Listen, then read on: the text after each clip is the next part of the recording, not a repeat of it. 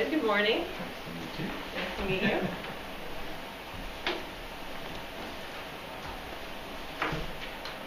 Do you have a resume for me? I do.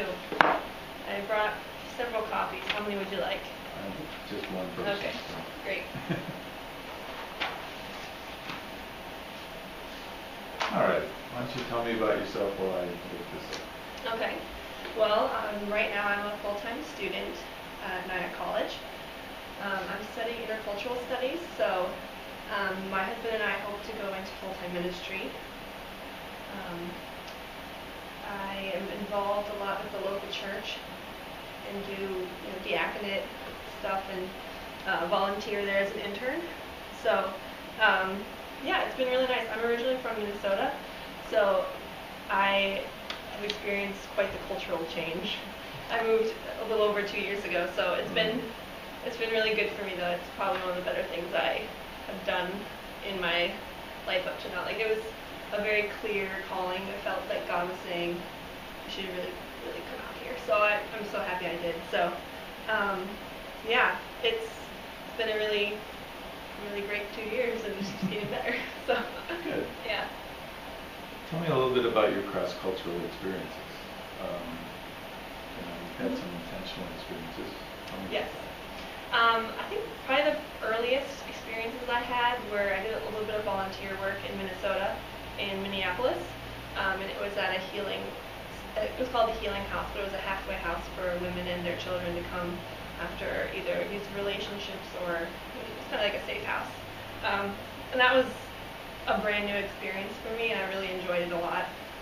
But then I actually had cross-cultural international experience when I came to Nyack College and did a few of the global service learning trips. I myself and a team of students went to Costa Rica, South Africa, Namibia, Botswana, like the sub-Sahara region of Africa, and it was broken up with 2 different trips and different teams. But that was my first time leaving the country. It was great. It was a whirlwind. It was really, really eye-opening to how people live outside of the Western culture. So I enjoyed it a lot. Do you speak any other languages? I speak a little bit of Spanish.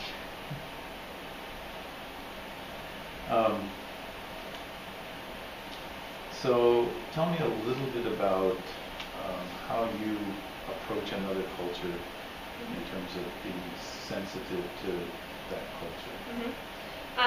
I've noticed for myself, I usually take in a lot initially, especially when I'm brand new to the culture. I'm not very quick to react because I'm still taking in the surroundings and seeing, okay, where am I needed?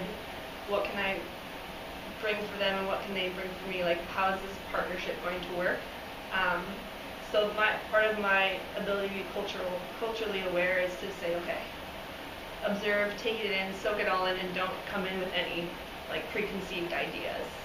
So that's been really helpful for me to be able to embrace everything that the culture has to offer. Tell me, give me an example of a time when you had expectations of what should or would take place, and those expectations were quite different. Yeah. How you adapted to that new situation. Well, it happens to me quite frequently actually at my job here in New York. I work at a cafe as a server and a manager part-time, and so I just never really know what to expect, and I could be having a great night at work and everything's going smoothly, and then all of a sudden there's a customer not happy. And all of a sudden I'm like, well, I did not expect that. We were having a great night. But you just have to keep going with the flow and maintain that calm and that peace. Like, hey, you know what, it's okay, we'll work this out. I'll get you your food or whatever the situation is. So that happens to me all the time, even on a cultural level here in New York. But yeah, one of the international experiences like that was for the global service trips that I went on with students. We had a blind schedule, so we kind of were going into it not knowing what to expect. And we would say, okay, have this idea of a theme of, in South Africa, Nelson Mandela had just passed away. Like, what is forgiveness and peace and racial recognition? And what does that look like? So we'd have these ideas of like, be aware of these things going into it, but you don't really know what to expect. So, yeah. When you work with another culture, what challenges you the most? That's a good question. I'm trying to think of a recent one. I think, because I was recently in Australia and Jordan, and Australia was surprisingly more challenging for me, even though Jordan was less familiar.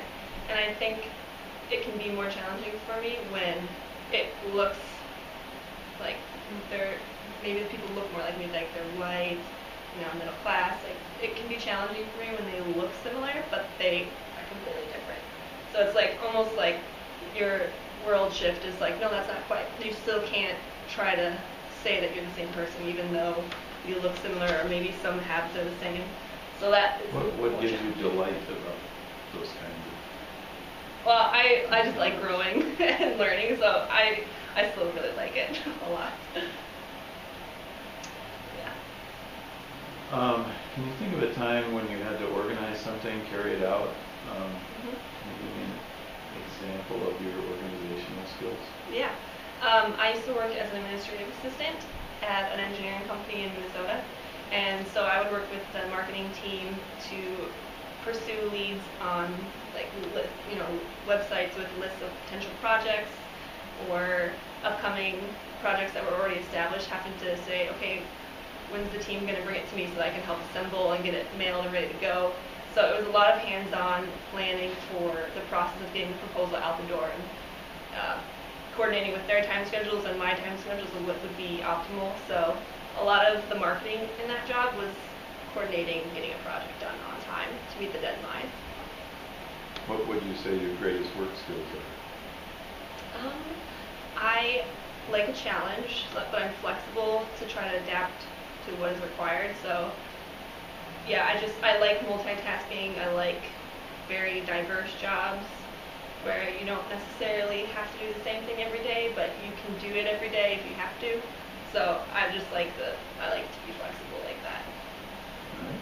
Do you have any questions for me? I do. I think World Relief sounds like a really exciting organization, and I'm curious what it looks like for partnering with the local churches in Moline. That was my first question about the organization as a whole, what that is like.